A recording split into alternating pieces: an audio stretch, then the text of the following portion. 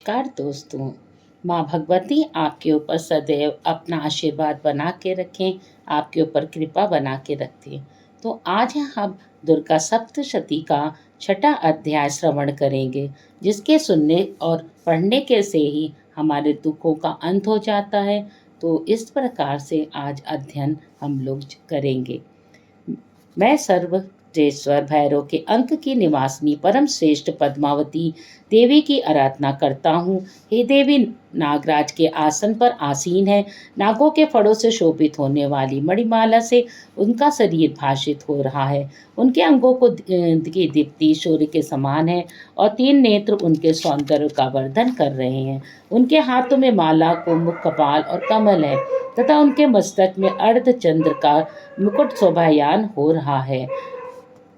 ऋषि कहने लगे, देवी के मुख से ऐसी बात सुनकर दूत को बहुत ही आश्चर्य हुआ और उसने दैत्यराज के पास जाकर विस्तार पूर्वक समाचार कहा।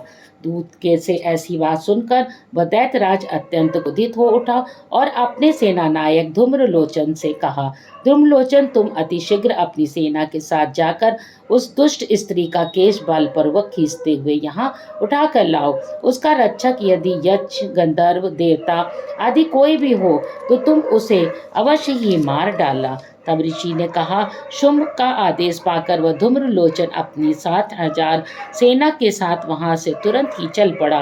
वहां पे जब पहुंचकर उसने हिमालय पर निवास करने वाली देवी को देखा और ललकार कर आदेश भरे स्वर में कहा, ऋतु, मेरे स्वामी शुंभ निशुंभ के पास चल।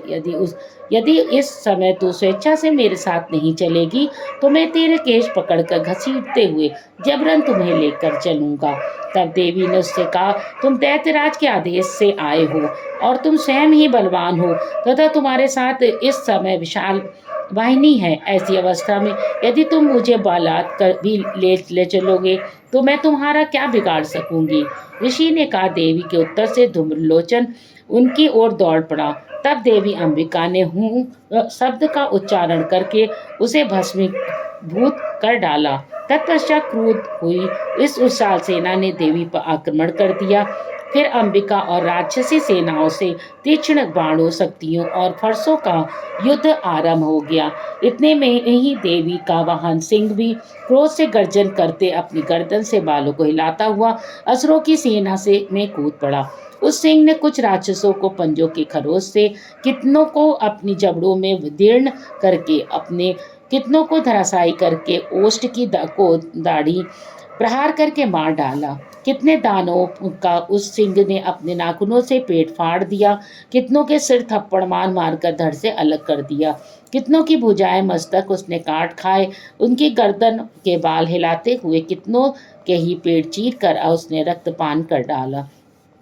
अत्यंत क्रोधित देवी के उस वाहन महाबली सिंह ने क्षण मात्र में ही सारी दानवी सेना का अंत कर दिया। शुंभ का राक्षस को जब यह समाचार मिला तो वह युद्ध में धूम्रलोचन मारा गया और उसकी सेना सिंह के द्वारा नष्ट हो गई है। तब वह अत्यंत कुपित हुआ। क्रोध में आकर उसने अधरोष्ट कंपित हो उठे। उसने चंडमुंड नामक 2 महाबली दैत्यों को आशीर्वाद दिया। हे चंडमुंड, तुम लोग अपनी विशाल सेना लेकर जाओ और उस देवी को घसीट कर तथा उसे बांध कर पकड़ कर लाओ। यदि इस प्रकार उसका आना कठिन हो तो उस पर समस्त दानवी सेना के शस्त्रों का प्रहार करके वहीं पर वध कर देना। उस दुष्ट की हत्या हो जाने पर, सिंह के मारे जाने पर उस अंबिका को पाश में बांध कर के यहाँ तुरंत ही लौट आओ। ये था हमारा छठा अध्याय जो समाप्त होता है। इसी में हम लोग आगे 7वें अध्याय का अध्ययन करेंगे। मैं मातंगी देवी का चिंतन करता हूँ। हे रत्न जटित सिंहनाद पर विराजमान होकर बोलते हुए तोते के मधुर शब्द को श्रवण कर रही हैं। वे श्याम वर्ण वाली देवी अपने एक पाद कमल पर रखकर मस्तक पर अर्धचंद्र धारण किए हुए हैं। कुम्हार फलों की माला पहने हुए हैं। वे वीणा वादन कर रही हैं। उनके अंग से कंचुकी कसी हुई है। वे लाल रंग की साड़ी धारण कर हाथ में शंख प्रात लिए हैं। उनके मुख पर मधु के फल के नशे का आभास हो रहा है और उनके ललाट में विधि लगी हुई है। ऋषि ने कहा। उनके पश्चात शुंभ दैत्य के आदेश से वे चंडमुंड नामक दैत्य अपनी चतुर्णी सेना को अस्त्र शस्त्र से सज्जित करके चल पड़े। यहाँ पहुंचकर पर्वतराज हिमालय के स्वर्णमय शिखर के ऊपर सिंह आरूढ़ देवी को देखा। वे मंद हास्य कर रही थी। उन देवी को देखकर दानवी सेना उन्हें पकड़ने के लिए झपट पड़ी। किसी राक्षस ने धनुष उठाया तो किसी ने म्यान से तलवार खींच ली और कुछ एक देवी के पास खड़े हो गए। तब अंबिका ने उन पर अत्यंत क्रोध प्रकट किया। उस समय क्रोधानल में दग्ध होने के कारण उनका मुख काला दिखाई देने लगा। उनकी भौं तन गई और वहां से विकराल मुखी काली का प्रादुर्भाव हुआ। उनके हाथ में तलवार और पास था। वे चीते के चमड़े की साड़ी पहने, नरमुंडों की माला से विभूषित होकर हाथ में विचित्र प्रकार की तलवार धारण किए हुए थी। उनके शरीर का मांस सूखकर केवल अस्थि पंजर शेष रह गया था, जिसके कारण उनकी आकृति बड़ी ही डरावनी लग रही थी। उनका मुख गंडर बहुत ही विशाल था। जीभ लप लप करने लग के कारण वे बहुत ही भयानक जान पड़ रही थी। उनके नेत्र भीतर की ओर गड्ढे में धंसे हुए रक्तिम थे। वे भयंकर गर्जना से सभी लोगों को कंपित कर रही थी। वे कालिका देवी बड़े बड़े असुरों का वध करती हैं। प्रबल वेग से असुरी सेना पर टूट पड़ी और उन सबको अपना मांस ग्रास बनाने लगी। वे देवी पार्श्व रक्षकों, अंकुशधारी महावतों, बड़े बड़े योद्धाओं, घंटाधारी कितने ही विशालकाय हाथियों को एक हाथ से पकड़कर मुंह से निगल लेती थी। इस प्रकार घोड़े, रथ, सारथी सहित रथी सैनिकों को मुंह में डालकर वे बहुत ही भयानक आवाज से चबा रही थी। किसी के बाल खींचकर, किसी का गला दबोचकर, किसी को पैर तले रौंद कर, किसी को छाती के धक्के में भूमि पर गिराकर यमलोज भेज देती थी।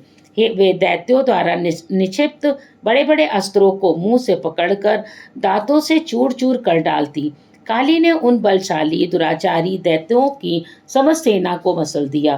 कुछ एक को खा गई, किसने को ही वहां पर से खदेड़ दिया। कोई तलवार की मार से मार डाले गए, कोई खटबांग के पीटे गए, कितने ही नुकीले दांतों से पीस कर मारे गए। इस प्रकार देवी ने क्षण भर में उस असली सेना का संहार कर डाला। यह देखकर चंड उन विकराल काली की ओर दौड़ पड़ा। फिर महादैत्य मुंड ने बाणों की वर्षा करके हजारों बार प्रयुक्त चक्रों में उन भयानक देवी को ढक दिया। देवी के मुख में प्रविष्ट होते हुए वे अनेकों चक्र ऐसे जान पड़े मानो सूर्य के बहुत से मंडल बादल में समा गए हों। तब भयंकर गर्जना करने वाली काली ने रोष में भीषण अट्टहास किया। उस समय अपने विकराल रूप मुख में के भीतर कठिनता से दिखाई पड़ने वाले दांतों की चमक से वे अत्यंत उज्जवल दिखाई पड़ रही थी। फिर तो देवी ने बहुत बड़ी तलवार से शब्द का उच्चारण करके चंड के केस पकड़ लिए और अपनी तलवार से उसका मस्तक धड़ से अलग कर दिया। चंड का मरा हुआ मुंड देवी की ओर दौड़ पड़ा। तब देवी ने क्रोधित होकर अपनी तलवार से आघात से उसे भी धराशायी कर दिया।